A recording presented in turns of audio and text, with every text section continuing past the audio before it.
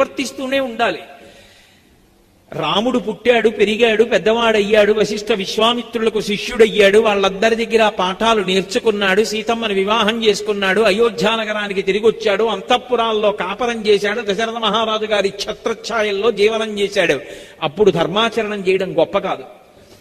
రాజ్యం నుంచి బయటికి వెళ్ళిపోవలసి వచ్చి, తాను తప్పు చేయకపోయినా అరణ్యవాసం చేయవలసి వచ్చి, ఆఖరికి జట కూడా తల దువ్వుకోకుండా జిల్లేడు పాలు పోసుకొని, మర్రి పాలు పోసుకొని, జటలు కట్టుకొని, చెప్పులు లేకుండా నారచీరలు కట్టుకొని 14 సంవత్సరములు అరణ్యవాసం చెయ్యాలి.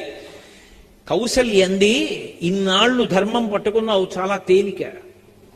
ధర్మం రక్షించిందన్నావు, తేలిక. ఇప్పుడు నీకు కాలం ఎదురు తిరిగింది, ఇప్పుడు నీకు అనుకూలం కాదు, అరణ్యవాసానికి ఎడుతున్నావు, అన్నీ కష్టాలే. నీ భార్యకి కష్టం, నీకు కష్టం.